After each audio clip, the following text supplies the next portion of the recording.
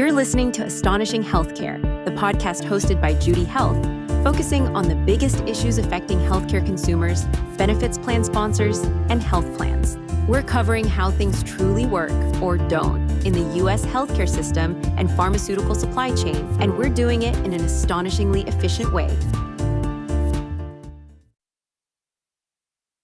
Hello, and thank you for listening to this episode of the Astonishing Healthcare Podcast. This week, we're covering one of my favorite topics again, pharmacogenomics, or PGX. We'll move through some basics pretty quickly for anyone that's not super familiar with the topic, like what is PGX, why should we be paying attention to it now, and then we'll get into some more interesting and detailed topics and some data, like where is the evidence strongest, some results from our RX Helix program, which patients could benefit from it, or PGX most, and what does it take to really apply pharmacogenomics in a way that's clinically responsible and actually useful to patients and providers. I'm joined in the studio by a couple of our pharmacists here at Judy Health, returning guests, Caitlin Monroe, clinical partnerships lead, and Halls Campbell, clinical programs administration manager. And then we have Huda Hashad with us, vice president of clinical operations at Arancha. Thank you all for joining me today. Thank you. Thanks, Justin. It's great to be here.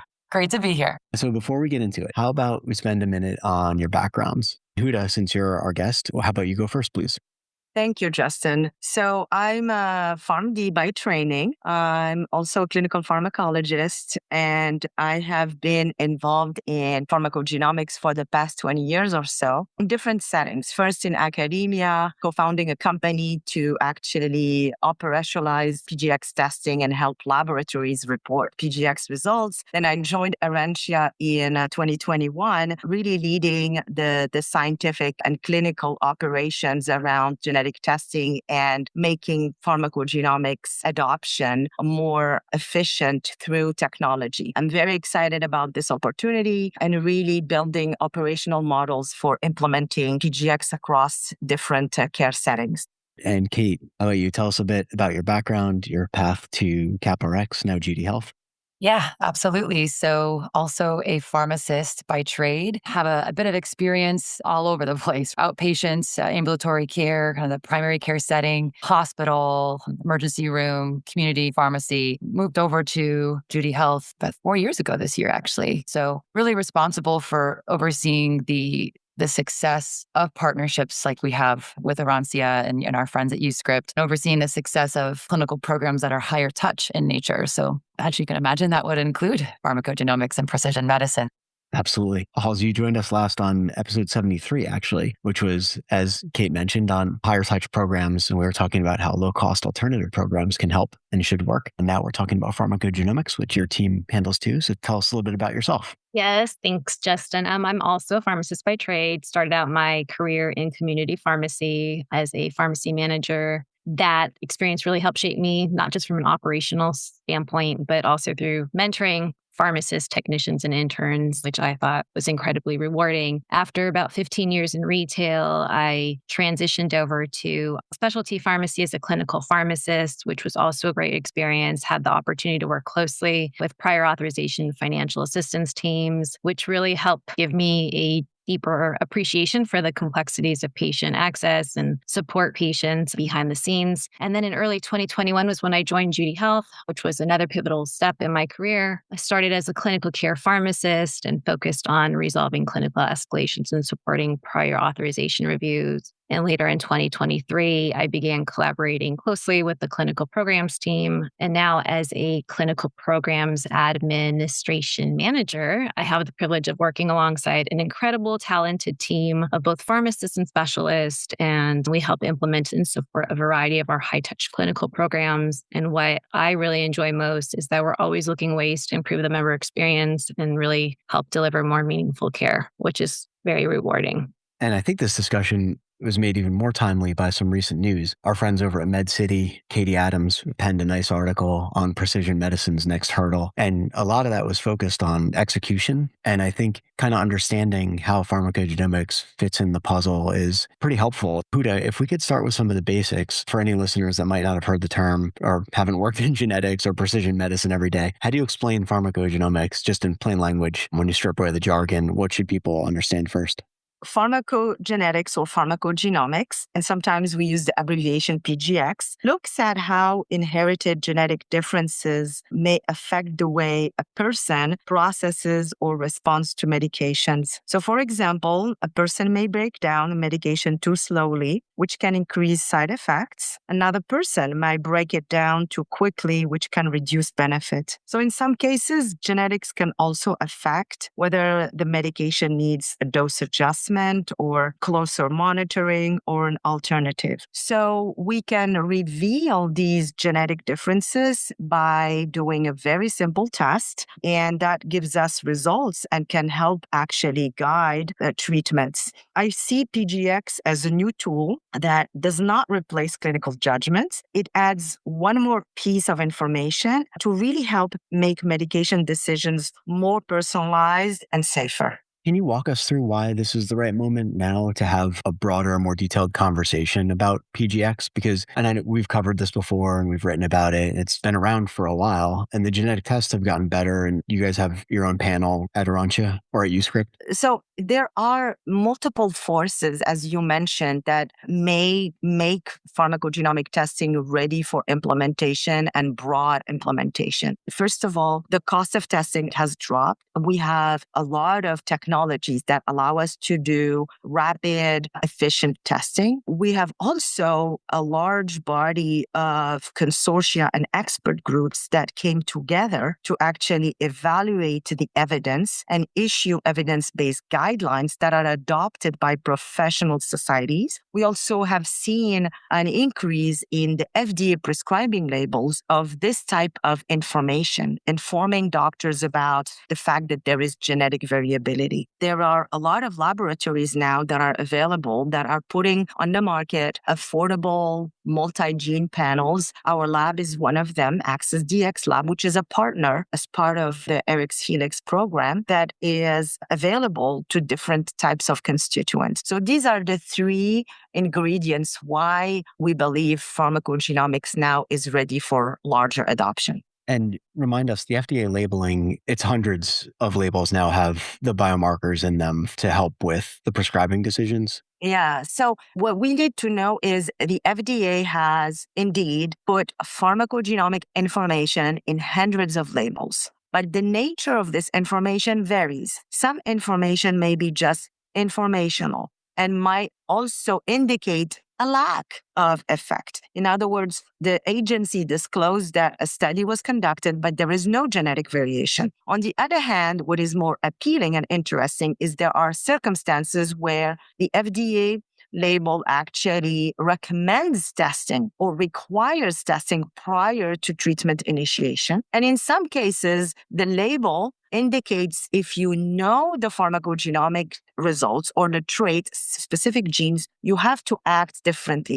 You have to deviate and you cannot just prescribe a standard dose, for example. As you indicated, we see more and more information being generated by the sponsors, but we also see the FDA pushing forward in making that information available to providers. Okay, yeah, that's great. It is a super exciting time. And it does seem like a perfect storm of catalysts coming together to propel PGX forward. Halls, one of the stronger messages that I read about and we're hearing about today is just these credible use cases and how to identify the patients who are most likely to benefit from pharmacogenomics. What characteristics or clinical situations make you say this is where testing can add the most value today? Yeah, I think that's a great question. So when I think about who benefits most from PGX, I normally think about patients who are currently taking medications that have known drug-gene interactions, like members that are on multiple medications. In those cases, PGX can really help us understand how someone metabolizes drugs and take some of that guesswork out of medication selection and dosing. It's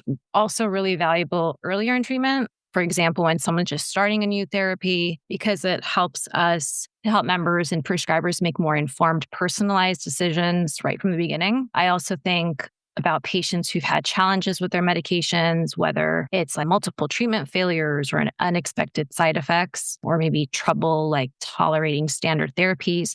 Those situations can also be really good indicators that PGX can provide some additional insight into what's going on. We tend to see a lot of value in also areas where most commonly used medication classes where responses can vary quite a bit. For example, with drug classes like antidepressants or cardiovascular medications, pain management therapies, for example. So overall, I think PGX is a targeted tool, something we can use when there's added complexities or higher risk, when a standard approach hasn't worked as expected. It gives us another way to help individualize care and ultimately help improve patient outcomes and hopefully lower total cost of care as well.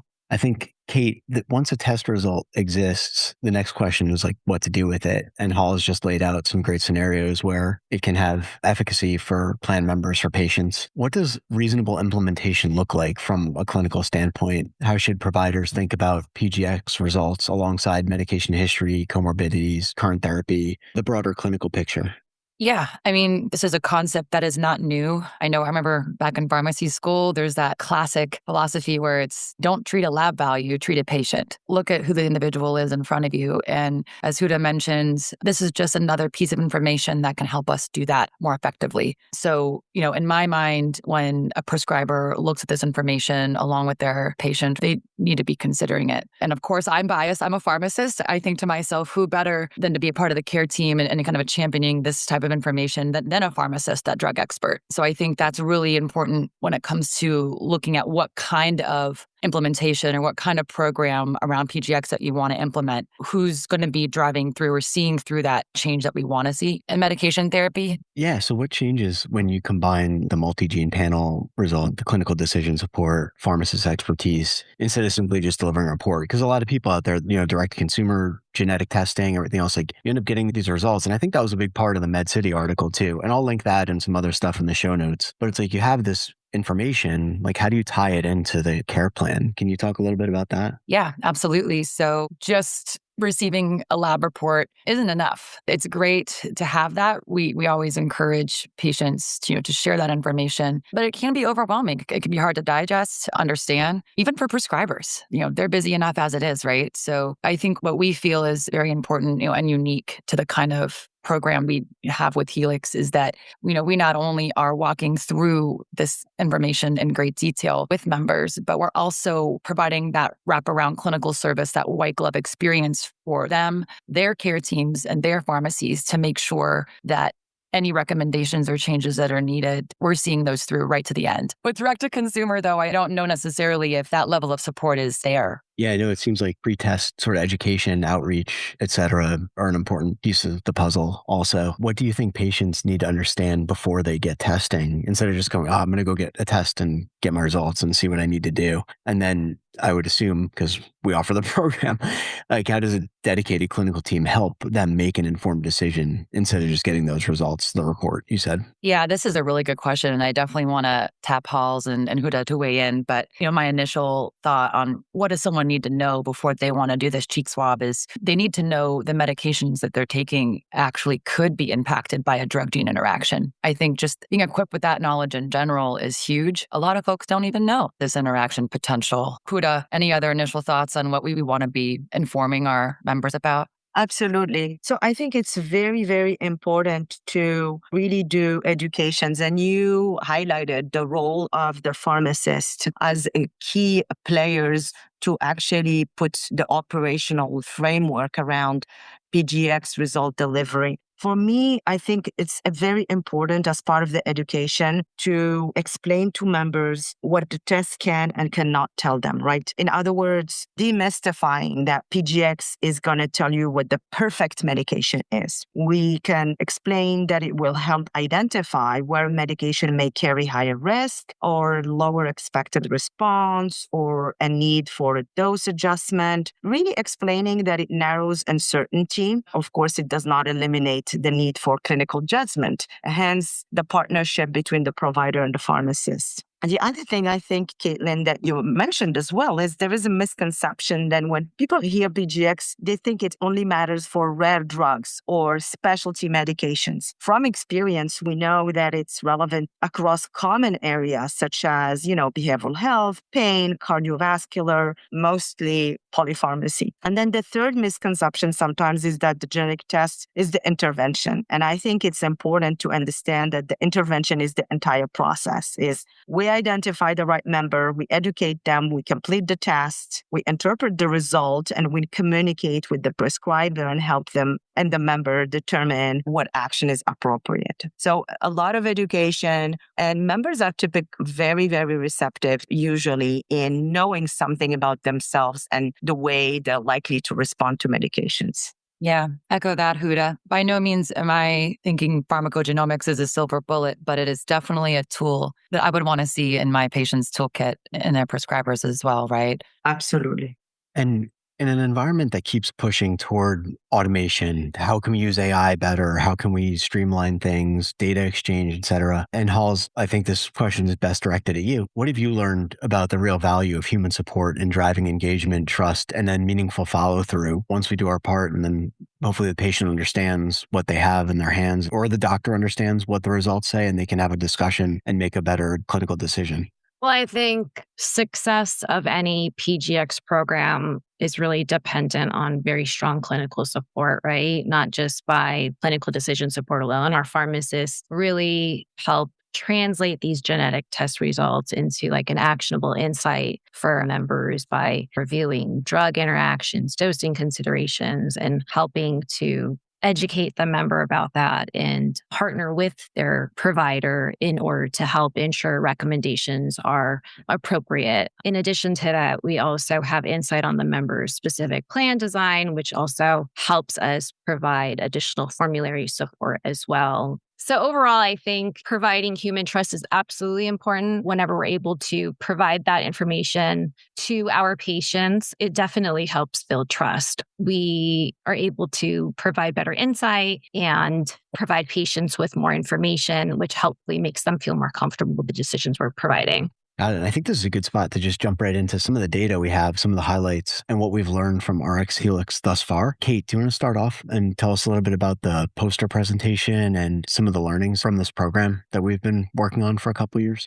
Yeah, absolutely. So the title of the presentation and what we worked on is the impact of a clinician-led telephonic education on the adoption of PGX testing, right? So really emphasizing the work that Halls and her team do day in and day out to advocate for our members. So looking at how the work that they do helps alleviate those educational barriers. As Huda mentioned, demystifying this stuff and getting patients to truly understand what benefits they have access to here in RX Helix, and looking at the outcomes in terms of, inferred cost avoidance. So what costs can we realistically say are going to be avoided because somebody got this testing done? As we might have touched on earlier in the call, this type of testing is not like an A1C test or maybe an annual cholesterol test you might get done at the doctor. I mean, this is typically a one and done type test where there could be medications that hopefully you never have to be on, but there could be future medications you're not on yet that would benefit from having this PGX information available at the time of prescribing. So the study was very interesting. We noticed that almost 100% of program participants were considered to be polypharmacy patients. So taking 3 or more medications on a regular basis. To Hall's point earlier, programs like this are really beneficial for those individuals. We also identified that almost 100% of participants had an actionable phenotype. So there was some element of actionability to those individuals based on the PGX results that came back. And when we think about a drug-gene interaction insight, we think about what are these actionable insights we want to be discussing. Around 42% had immediately actionable insights that resulted from getting those tests back. So I thought those statistics were pretty staggering and pretty telling. I don't know, Huda, how you think those stack up to other studies and other research you've done or observed in your side of things, but I found that pretty compelling.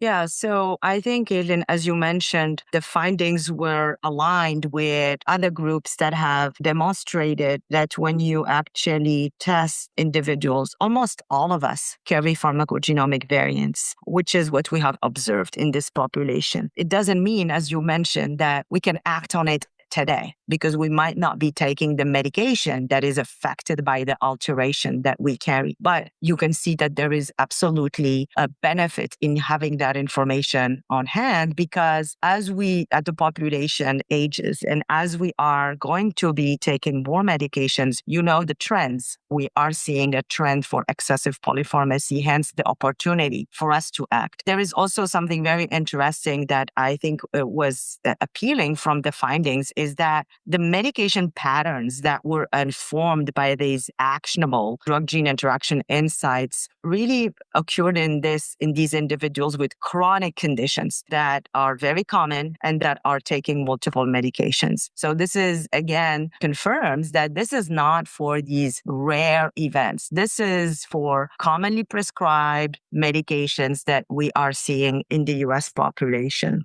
Exactly. Definitely a testament to what we want our members to be able to have access to, through this kind of testing. And so testing adoption was actually significantly higher in the cohort of individuals who received that clinician-led, that human touch with pre-test telephone outreach. So having the ability for an individual to talk to a drug expert, talk to a pharmacist or someone familiar with pharmacogenomics to demystify it, I think was another highlight of this study.